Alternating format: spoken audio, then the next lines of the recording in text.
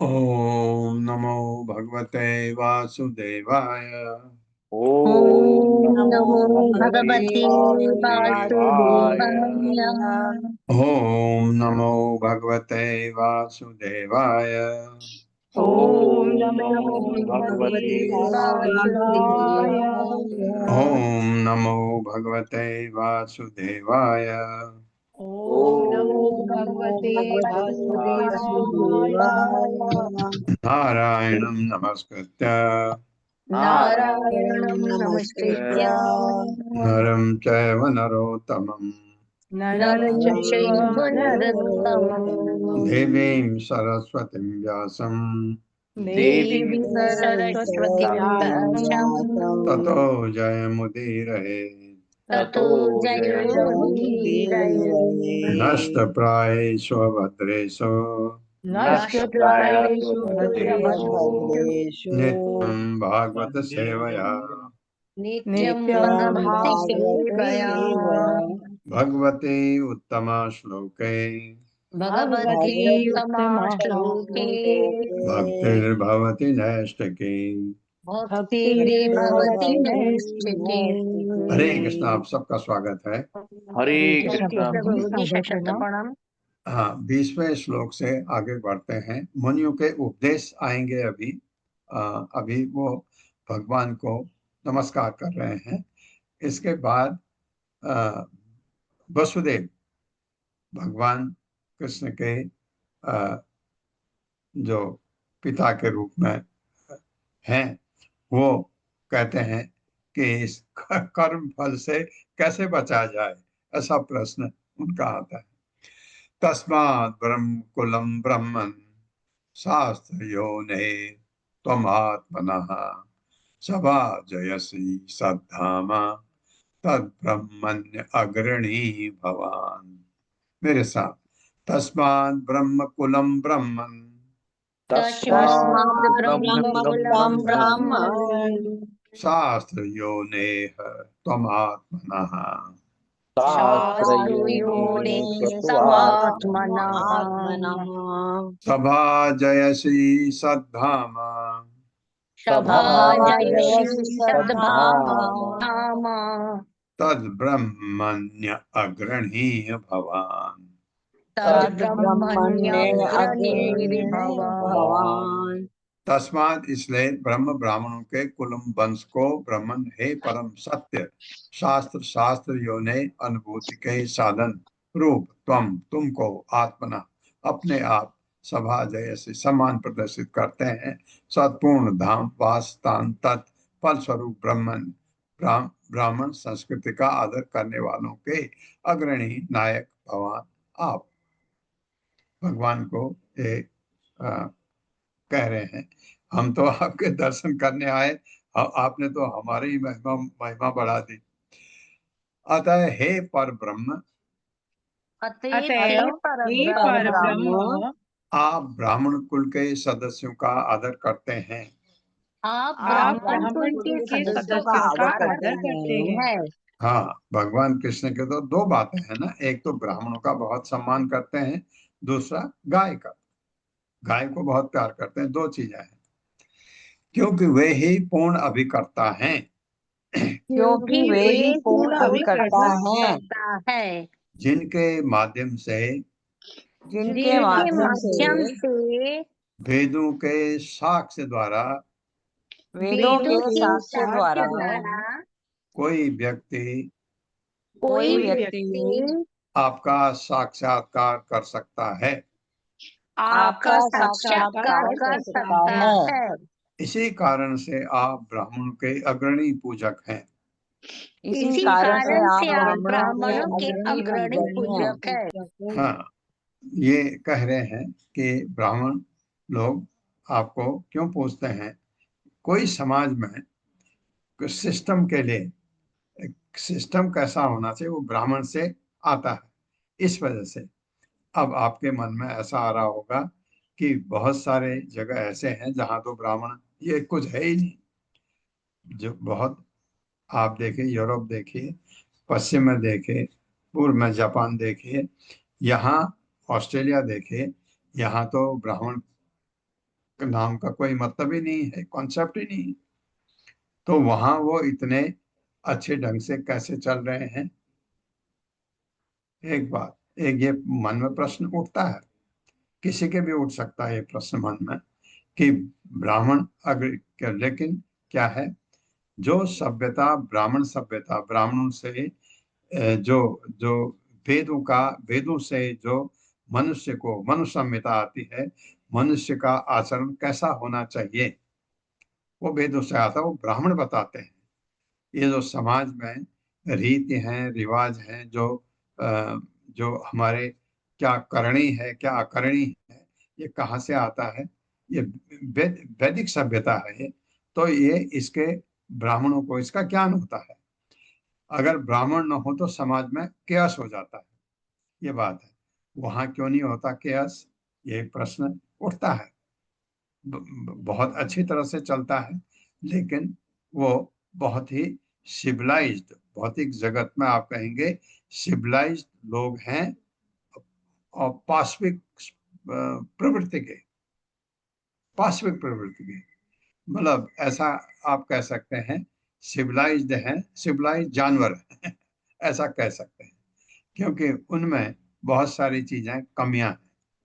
वो आपको जब आप रहते हैं तब आपको दिखता है, महसूस होता है। हालांकि भौतिक दृष्टि से वो बहुत आगे हैं, लेकिन यहाँ भी आप देखते हैं भौतिक दृष्टि से वो बहुत बड़े चढ़े होते हैं, लेकिन उनमें वैदिक साहित्य का ज्ञान बिल्कुल शून्य होता है। किससे व्यवहार कैसे होता है ये वैदिक साहित्य हमको बताता है। तो ये ब्राह्मण इसलिए कह रहे हैं, इसी कारण से आप ब्राह्मणों के अग्रणी पूजक हैं। ब्राह्मण भगवान को समझते हैं, इसलिए वो भगवान की पूजा ब्राह्मण करते हैं और हमको भी सिखाते हैं कैसे करना चाहिए। कि और यही कहते हैं कि ब्राह्मण बनना चाहिए।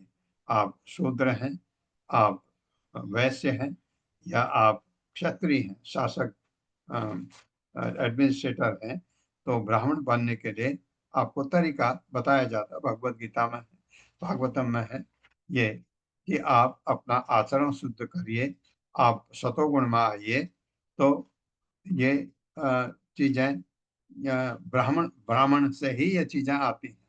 और ब्राह्मण क्योंकि वेदों को जानता है, तो ये आगे की बात है।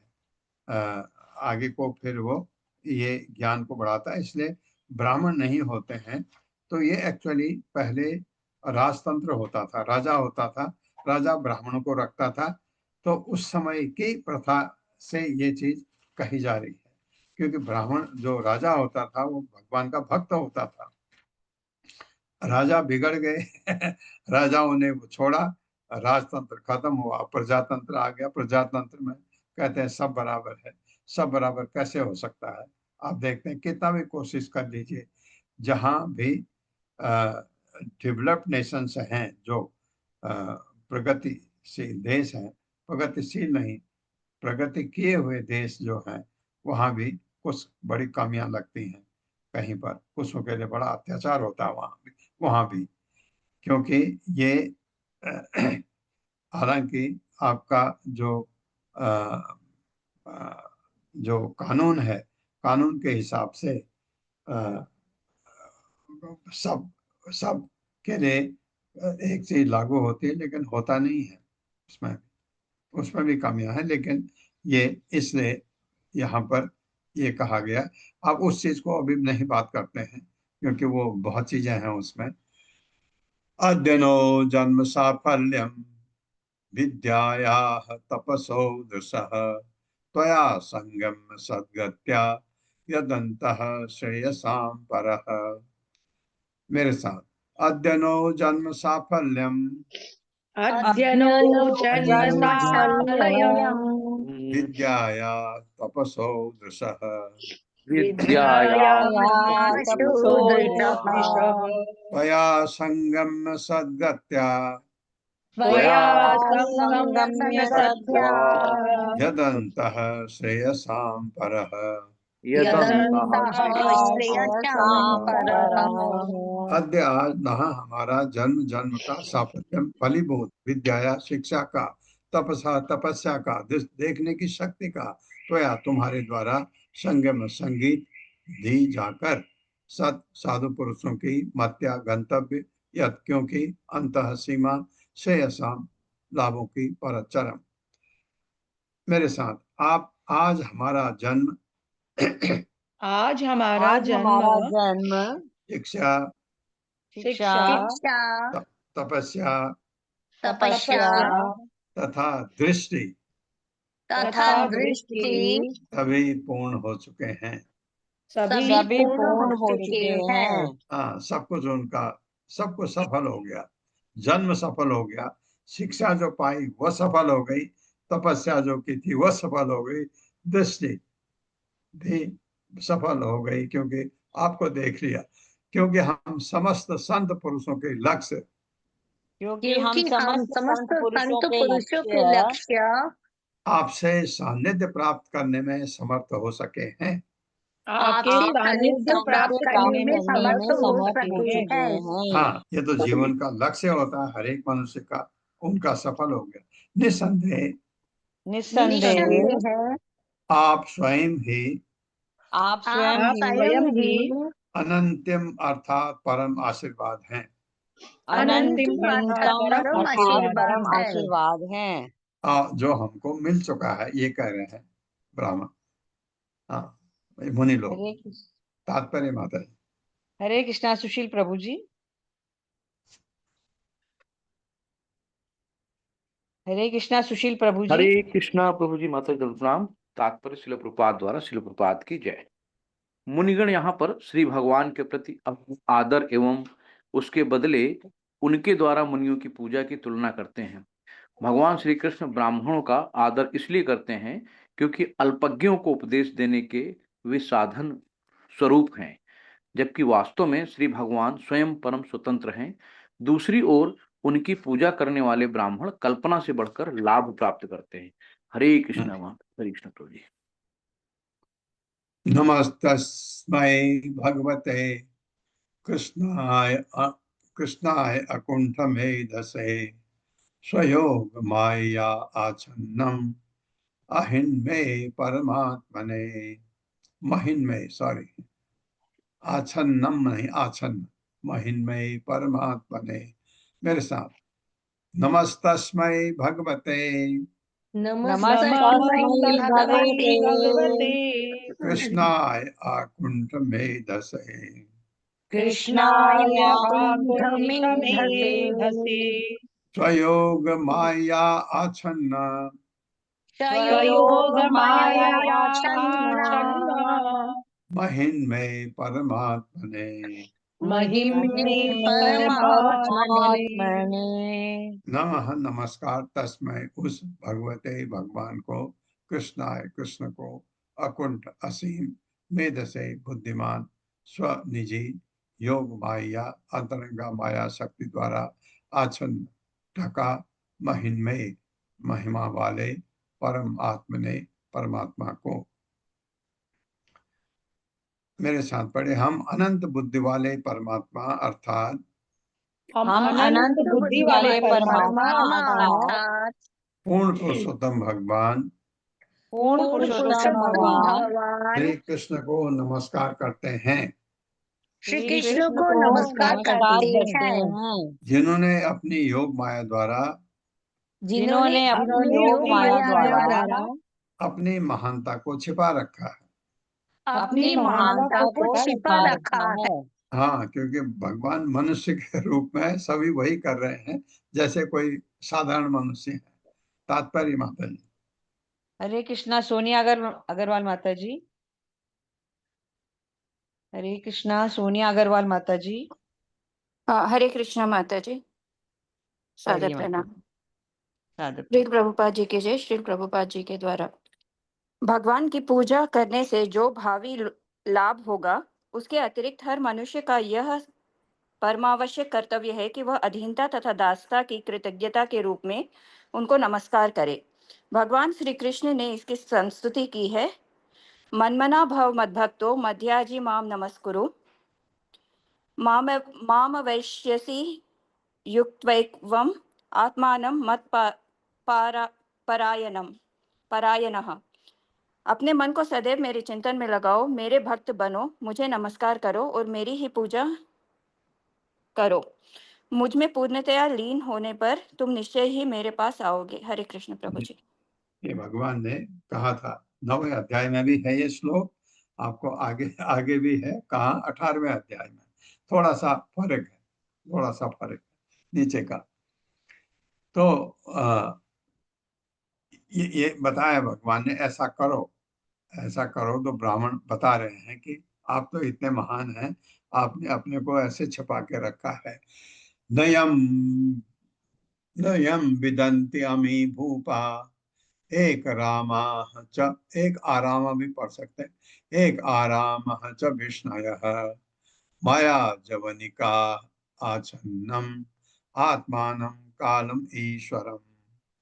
मेरे साथ, नयम विदन्ति अमी भूपा नयं विदन्ति विदन्ति भूपा एक आराम च विष्णयः एक आरामश्च विष्णयः माया जवनिका आच्छन्नम माया जवनिकाच्छन्नम् आत्मानं कालमीश्वरम् आत्मानं कालमीश्वरम्। न नहीं यम जिसको विदंत जानते हैं, अमी ये भूपा राजागण एक एक साथ आरामा भोग करने वाले च तथा वृष्णिगण माया की दैवी शक्ति के जवनिका पर्दे द्वारा आच्छन्नम आच्छादित आत्मानम परमात्मा को कालम काल को ईश्वरम, ये ईश्वरम भगवान है। ये कुछ भी आ जाता है कुछ इसमें। न तो ये राजा न तो ये राजा नहीं वृष्णिगण नहीं वृष्णिगण जो आपकी घनिष्ठ संगति का आनंद उठाते हैं, जो आपकी घनिष्ठ संगति का आनंद उठाते हैं, आपको समस्त सृष्टि के आत्मा आपको समस्त सृष्टि के सृष्टि की आत्मा काल की शक्ति काल की शक्ति तथा परम नियंता के रूप में जानते हैं। तथा परम नियंता के रूप में जानते हैं। हाँ, ये मुनि लोग बता रहे हैं कि ये जितने वृष्णिगण हैं, ये राजा हैं, ये नहीं समझते आपको आप क्या है। उनके लिए तो आप माया के पर्दे से ढके रहते हैं।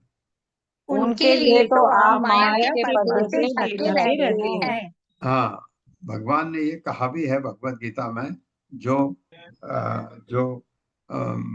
माया के वशीभूत हैं, मैं अपनी योग माया से अपने को उनके लिए उनको मैं दिखलाता ही नहीं, मैं कहाँ हूँ। देखते हैं भगवान दिखे नहीं दुर्योधन को, दिखे वो ग्वाला समझता था उनको, ये बात है, भाग्य नहीं था। तात्पर्य। हरे कृष्णा। रीटा पंडित माता जी। हरे कृष्ण प्रभु जी, हरे कृष्ण माता जी, सभी को सादर प्रणाम। शिल प्रभुपाद की जय। तात्पर्य शिल प्रभुपाद द्वारा। शिल विश्वनाथ चक्रवर्ती की व्याख्या है कि भगवान श्री कृष्ण का परिवार अर्थात वृष्णि जन उनसे भली भांति परिचित थे, किंतु वे यह अनुभव नहीं कर सकते थे कि वे हर प्राणी के हृदय में वास करने वाले परमात्मा हैं। और कुरुक्षेत्र में आए वे राजा को कृष्ण भक्त नहीं थे, उन्हें काल के रूप में अर्थात हर वस्तु के संहारक के रूप में ही नहीं पहचान सके। भक्त तथा अभक्त दोनों ही माया द्वारा आच्छन्न होते हैं, किंतु भिन्न भिन्न तरीकों से। भौतिकतावादियों के लिए माया मोह होती है, किंतु वैष्णवों के साथ वह योग माया के रूप में कार्य करती है और श्री भगवान की महानता के प्रति उनकी विज्ञता जो आच्छादित करती है और उन्हें उनकी नित्य आनंद लीलाओं में लगाती है। हरे कृष्ण माता जी। बिल्कुल बिल्कुल सही है, बहुत अच्छा लिखा है। क्योंकि जो भक्त हैं उनको योग माया आच्छादित करती है कि भाई भगवान है, उनको पता है। और जो नहीं है, दुर्योधन जैसे, उनको भगवान की महामाया, ये भगवान की जड़ शक्ति ढकी रहती, वो समझ ही नहीं सकते, चाहे भी नहीं समझ सकते, क्योंकि भगवान ने आच्छादित कर रखा अपने को। वो दिखेंगे ही नहीं भगवान, उनको साधारण मनुष्य दिखेंगे। यथा शयानः पुरुषः आत्मानं गुणतत्त्वदृक् नाम मात्र इंद्रिय आभातं न भेद रहितं परम् एवं त्वा नाम मात्रेषु विषयेषु इंद्रिय ईहया माया विभ्रम चित्तो न भेद स्मृति उपप्लवात्। मेरे साथ, यथा शयानः पुरुष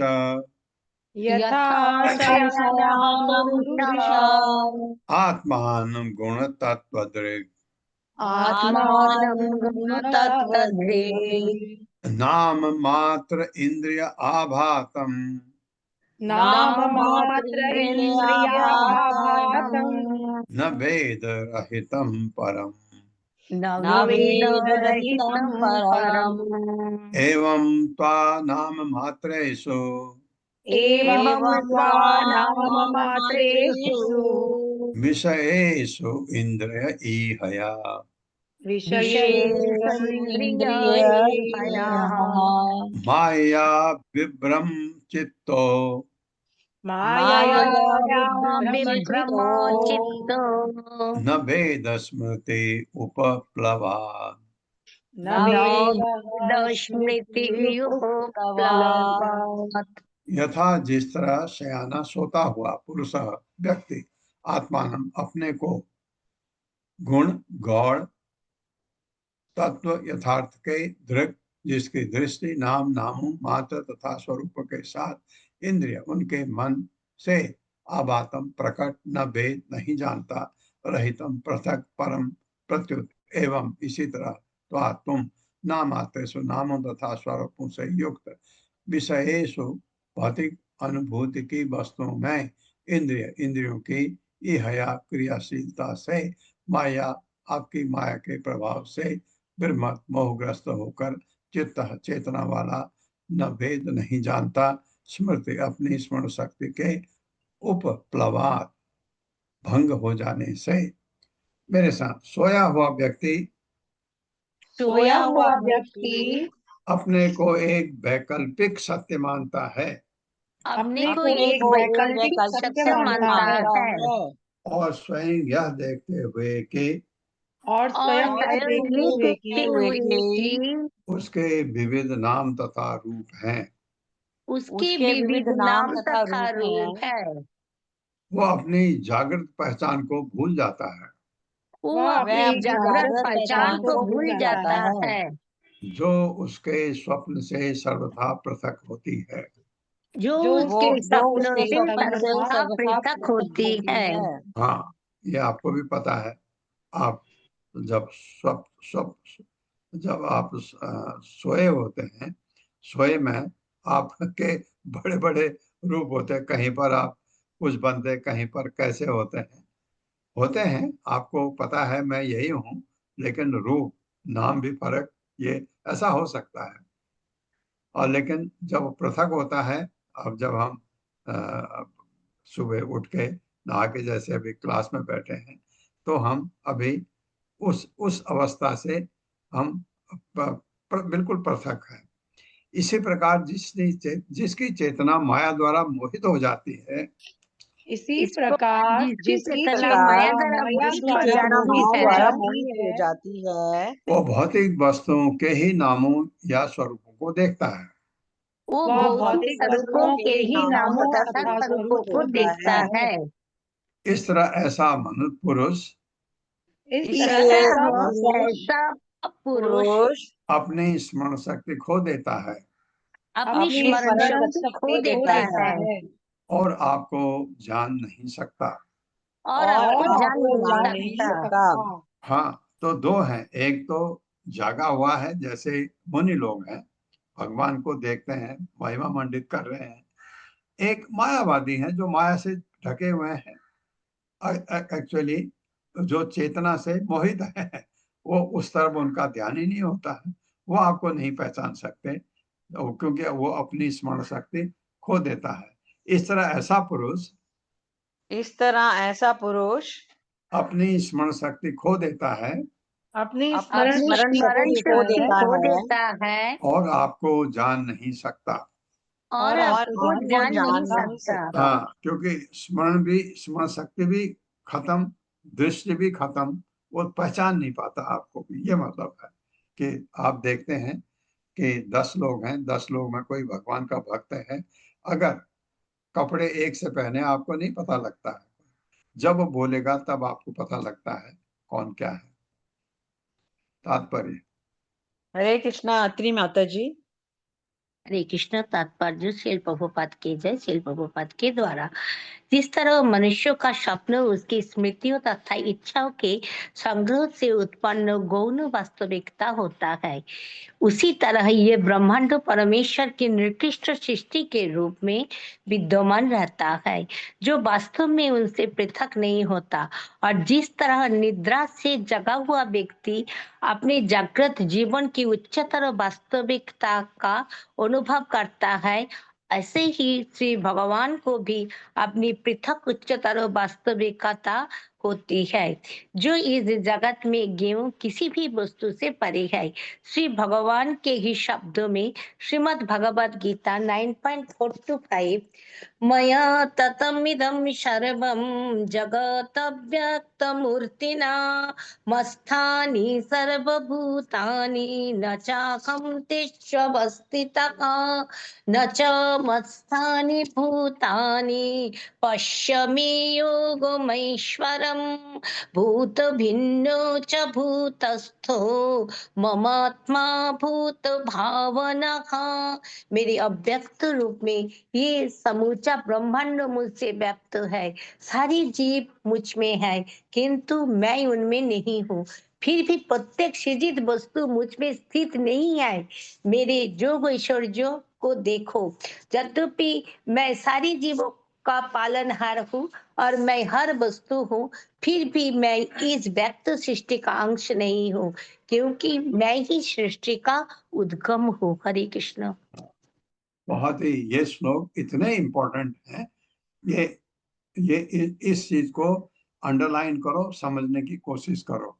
मेरे अव्यक्त रूप में समूचा ब्रह्मांड मुझ में व्याप्त है, भगवान में सारे जीव मुझ में हैं, किंतु मैं उनमें नहीं हूँ। ये भगवान कहते हैं, मैं उन जीवों में नहीं हूँ, लेकिन वो सब मेरे में है। समझते हैं ना इसको आप? खूब इसको बार बार समझने की कोशिश करिए। जब बहुत दिक्कत आए तो क्लास में किसी दिन बोलिए, एक दिन इस पर चर्चा करेंगे। फिर भी प्रत्येक सृजित वस्तु मुझ में स्थित नहीं है। जो भी मैंने सृष्टि की है, हर चीज मुझ में नहीं है, भगवान ही कह रहे हैं। मेरे योग ऐश्वर्य को देखो, यद्यपि मैं सारे जीवों का पालनहार हूँ और मैं हर वस्तु हूँ, अहम एवासम एवाग्रे, फिर भी मैं इस विराट जगत का अंश नहीं हूँ।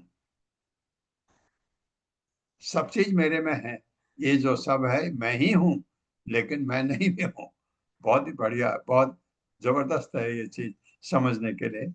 इसको ये जो ये वाला लास्ट जो ये 2 श्लोकों का जो ये भावार्थ है, इसको नोट करिए, पढ़ते रहिए, समझते रहिए, खूब दिमाग लगाइए, फिर एक दिन इस पर चर्चा करेंगे।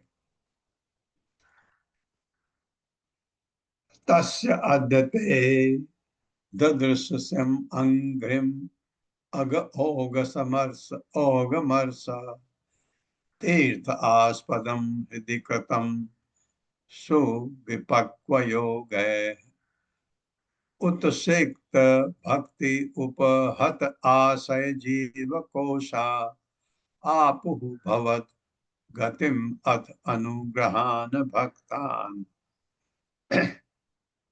मेरे साथ, तस्य अद्यते ददृश्यम अंघ्रिम अग ओगमर्ष तस्याद्यते ददृशमङ्घ्रिम् अघोघमर्ष तीर्थ आस्पदम हृदि कृतम सुविपक्वयोगै तीर्थास्पदम् सुविपक्वयोगैः उत्सिक्त भक्ति उपहत आशय जीव कोशा उच्छिक्त भक्ति उपहताशय जीवकोशा आपुः भवत गतिम अथ अनुग्रहान भक्तान। आपुर्भवद गतिम् अथ अनुगृहान् भक्तान्। तस्य उसका अद्य आज ते तुम्हारा तदृशम हम देख चुके हैं, अंग्रिम पैरों को, अग पापों की ओग बाढ़ मर्स नष्ट करते हैं। तीर्थ स्थानों गंगा नदी के आस्पदम स्रोत हृदय में कृतम रखा सु अच्छी तरह विपक को पका हुआ योग है, उनके द्वारा जिसका योगाभ्यास उत्सिक्त पूर्णतया विकसित भक्ति द्वारा उपहत विनष्ट आशय भौतिक मनोवृत्ति जीवात्मा का कोशा बाह्य आवरण आप उन्होंने प्राप्त किया। भवत आपका गतिम गंतव्य अथ इसलिए अनुग्रहण कृपा प्रदर्शित कीजिए भक्तान अपने भक्तों पर। मेरे साथ पढ़िए। आज हमने आपके उन चरणों का प्रत्यक्ष दर्शन पा लिया उन चरणों का प्रत्यक्ष दर्शन पा लिया जो उस पवित्र गंगा नदी के उद्गम हैं। जो उस पवित्र गंगा नदी के उद्गम है। हाँ, गंगा पैरों को छूते हुए आती भगवान के, इसलिए पवित्र है। जो पापों के ढेरों को धो डालती है, जो पापों को ढेरों को धो डालती है। पूर्ण योगी आपके चरणों का ध्यान पूर्ण योगी आपके आपके चरणों का ध्यान उत्तम विधि से उत्तम विधि से अपने हृदय में कर सकते हैं। अपने हृदयों में कर सकते हैं। हाँ, ये योगी वही हैं, मुनि लोग वही हैं जो ऐसा करते हैं। किंतु केवल वे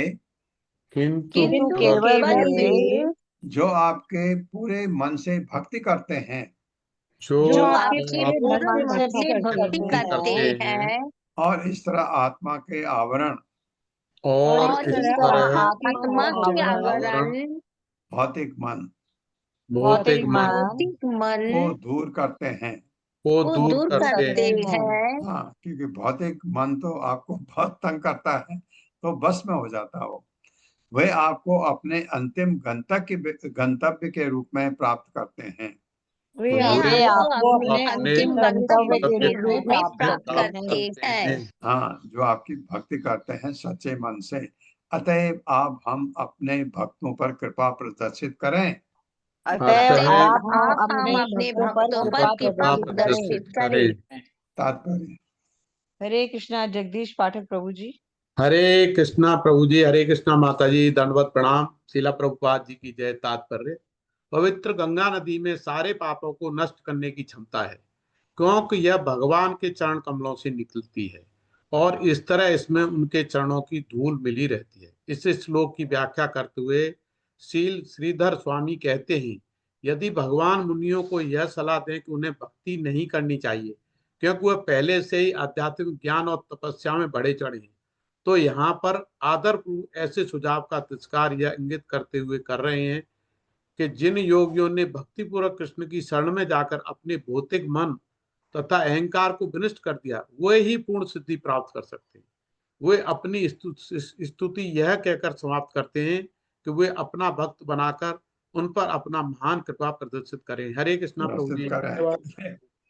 ये क्योंकि ये सबके मुझे ये दे दो, मुझे ये दे दो, मुझे ये दे दो, हम तो इस पागलपने में रहते हैं।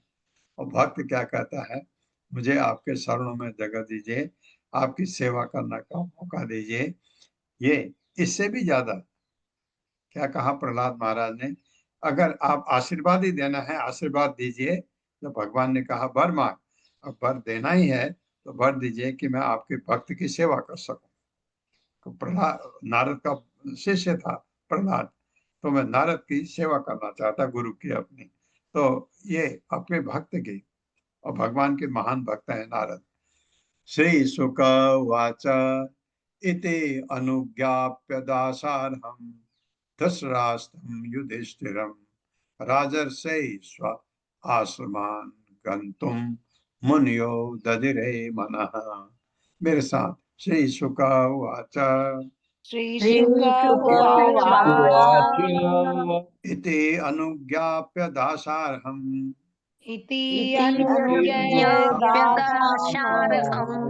धृतराष्ट्रं युधिष्ठिरं राजर्षै स्व आश्रमं गन्तुं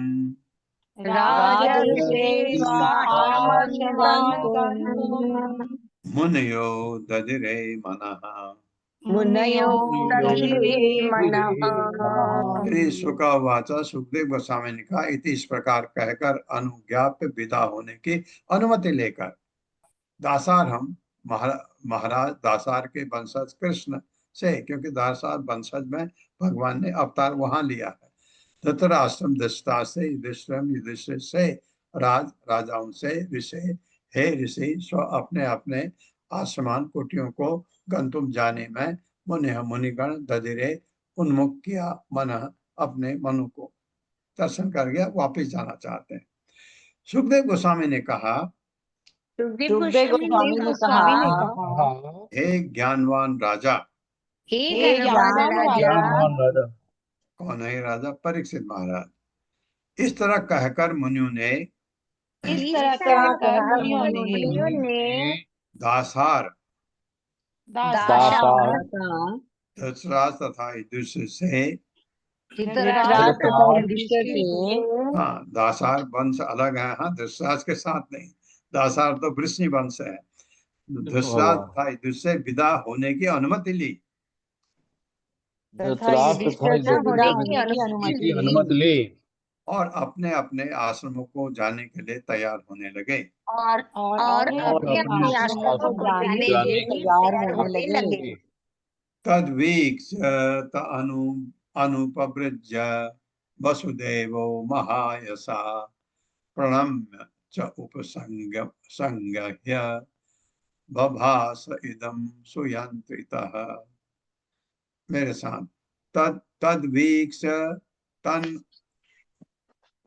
तद्वीक्ष्यतान् उपव्रज्य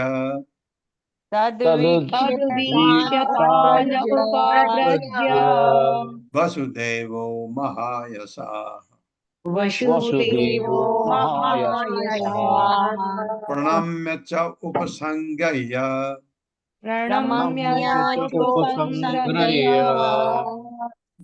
बभास इदं सुयंत्रितः।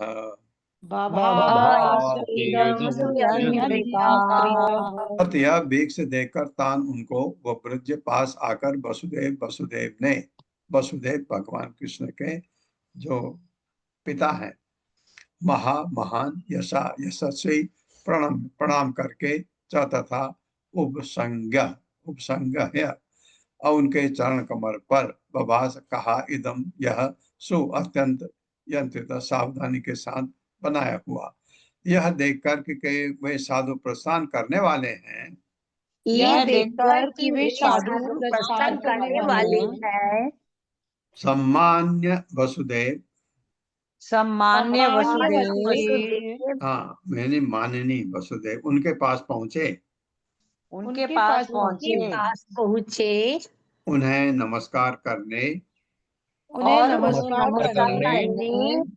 एवं उनके चरण स्पर्श करने के बाद उन्होंने अत्यंत सावधानी से चुने हुए शब्दों में उनसे कहा। हाँ, अब मुनियों के उपदेश अब शुरू होते हैं, क्योंकि सब इन्होंने प्रश्न किया मुनियों से वसुदेव ने। श्री वसुदेव उवाच नमो वः सर्वदेवेभ्यः ऋषयः श्रोतुम् अर्हत कर्मणा कर्म निर्हारो यथा स्यात् नः तद उच्यताम्। मेरे साथ, श्री वसुदेव उवाच नमो वः सर्वदेवेभ्यः ऋषयः श्रोतुम् अर्हत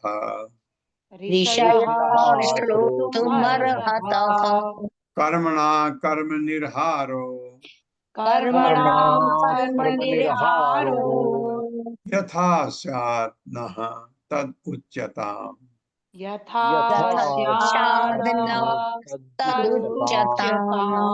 श्री वसुदेव ने कहा, नमस्कार, वह आपको सर्व समस्त देवेभ्य देवताओं के ऋषि, हे ऋषि श्रोतुम् अर्हत, कृपया सुने, कर्मणा भौतिक कार्य द्वारा कर्म पूर्व पूर्व कार्य का पिछले जो कर्म फल है हमारे निर्हार निराकरण नाश यथा कैसे स्यात् हो न हमको तत्व उच्चताम कृपा कृपया कहें। अब ये बहुत अच्छी भागवत में यही एक बहुत अच्छी चीज है, बीच बीच में ऐसी चीजें आ जाती हैं।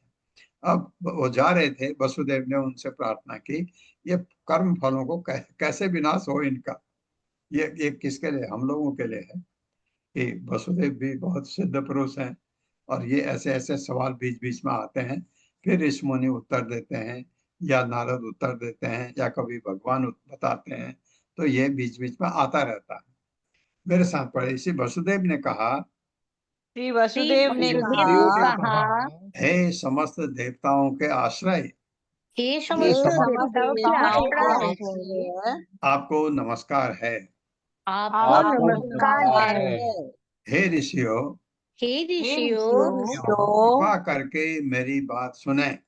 कृपा कृपा करके करके मेरी बात मेरी सुने। बात सुने। कृपा करके हमें यह बतलाएं कि कृपा कृपा करके करके हमें हमें यह बतलाएं बतलाएं कि मनुष्य का कर्म फल मनुष्य मनुष्य का का कर्म कर्म फल फल किस तरह आगे किस किस तरह आगे आगे और कर्म करके, और कर्म कर्म करके हाँ आगे कर्म करके विनष्ट किया जा सकता है। नष्ट विनष्ट किया किया जा जा सकता है। है। हाँ मेरे पास कर्म फल है, मैंने बहुत पाप किए हैं, हमने किए होंगे, करे भी हैं, कुछ जो याद भी हैं आपको, गलतियां बहुत जगह हुई। ये आगे क्या किया जाए कि इनको विनष्ट कर सकते हैं, बहुत बढ़िया सवाल है। वैसे ये चीज भगवत गीता में हमने पढ़ी भी है, भगवान ने बताया है और बहुत जगह नारद ने बताया, बहुत जगह बड़े बड़े भक्तों ने बताया, लेकिन अब ये प्रश्न पूछ रहे हैं वसुदेव। तात्पर्य माता जी। हरे कृष्णा सवित्री माता जी। हरे कृष्ण माता जी, दंडवत प्रणाम। हरे कृष्ण प्रभु जी, सादर प्रणाम। सभी भक्तों को दंडवत प्रणाम। तात्पर्य श्रील प्रभुपाद द्वारा श्रील प्रभुपाद की जय। यहाँ पर वसुदेव ने ऋषियों को समस्त देवताओं का निवास कहकर संबोधित किया है। इस कथन की पुष्टि उस प्रामाणिक श्रुति मंत्र से होती है जिसमें कहा गया है, याव तिर्वे देवतास्तभ्या सर्वा वेद विधि ब्राह्मणे वसंती। जो भी देवता हैं वे सब उस ब्राह्मण में वास करते हैं जो वेद को, माता जी थोड़ा ऊपर करिए, वेद को जानता है, जो वेद को वेद जानता है, को तो इसलिए इसलिए भगवान का वास कहा जाता है ब्राह्मण को। प्रभु जी दंड। इसलिए श्री नारद वाच, फिर नारद बोल रहे हैं बीच में, न अति चित्रम इदम विप्रा वसुदेवो बुभुत्सया कृष्णम मत्वा अर्भकम यत् नः पृच्छति श्रेय आत्मनः। मेरे साथ, श्री नारद उवाच श्री नारद उवाच, न अति चित्रम इदम विप्रा न न अति चित्रमिदं चित्रमिदं विप्रा वसुदेवो बुभुत्सया वसुदेवो बुभुत्सया कृष्णं मत्वा अर्भकं यत्नः कृष्णं मत्वा अर्भकं यत्नः। यन्न है ना, एक को तो करके एक को न रहेगा, यत्नः पृच्छति श्रेय आत्मनः। पृच्छति श्रेय आत्मनः। श्री नारद उपाच, से नारद ने कहा, ना नहीं अति अत्यंत चित्रम विचित्र इदम यह विप्रा, हे ब्राह्मणों, वसुदेव वसुदेव वो मुझसे जानने की इच्छा से कृष्णम कृष्ण को मत्वा सोच कर अर्भकम बालक यह दिया। बड़ा मजेदार, बहुत मजेदार। नारद ने बिल्कुल सही यह तथ्य कि ना हमसे प्रसन्न पूछता है श्रेय सर्वोच्च मंगल के विषय में आत्मना अपने लिए। श्री नारद मुनि ने कहा, श्री नारद मुनि ने कहा, हे ब्राह्मणों, हे ब्राह्मणों, यह उतना आश्चर्यजनक नहीं है कि ये यह उतना आश्चर्य नहीं है कि कि जानने की उत्सुकता से जानने की उत्सुकता से वसुदेव ने अपने चरम लाभ के विषय में वसुदेव ने अपने चरम लाभ के विषय में हमसे प्रश्न किया है, हमसे प्रश्न किया है, क्योंकि वे कृष्ण को मात्र एक बालक ही मानते हैं। क्योंकि वे कृष्ण को मात्र बालक मानते हैं। ये उनसे पूछने मतलब कहने का मतलब है वो ये तुम गलत दिमाग में मत रखना कि वो अपने बेटे को बालक समझ रहे हैं। ये तो समझते तो हैं, लेकिन उनको अब तो पूरा ज्ञान है, वो भगवान है, तो तुमसे क्यों पूछ रहे हैं। ये मत सोचना कि वो बालक है इसलिए बच्चे को ज्ञान कम होता है तो बड़े से पूछा जाता है, ये दिमाग में मत रखना। ये कह रहे हैं, नारद का असली अभिप्राय ये है कहने का तात्पर्य। माता जी हरे कृष्णा। शैला उपाध्याय माता जी। हरे कृष्णा सभी को। तात्पर्य शील प्रभुपाद जी द्वारा शील जी वो स्वामी नारद मुनि के विचारों का वर्णन करते हुए लिखते हैं, नारद मुनि समझ गए कि किस तरह वासुदेव जी ने अपने आप को सामान्य गृहस्थ मानते हुए मुनियों के से कर्मयोग के विषय में पूछा।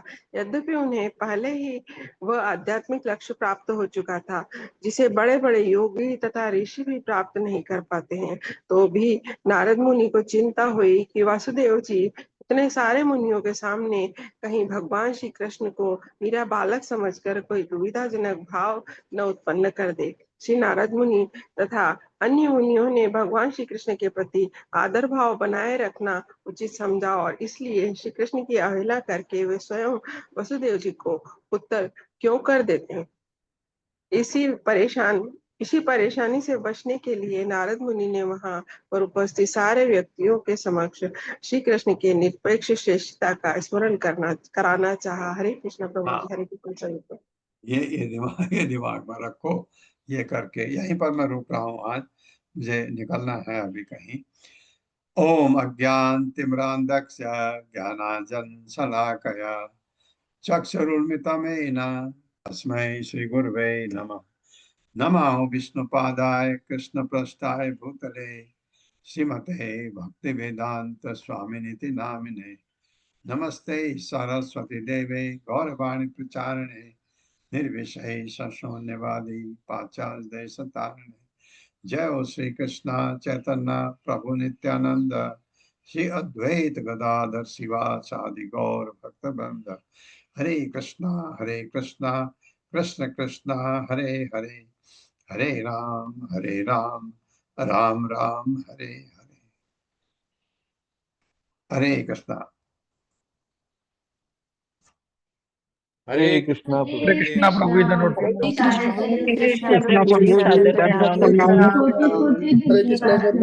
हरे कृष्णा। अब प्रणाम। हाँ, अब मुनियों के उपदेश अब पता लगेंगे, कल से पढ़ेंगे। हरे कृष्णा। हरे कृष्णा। हरे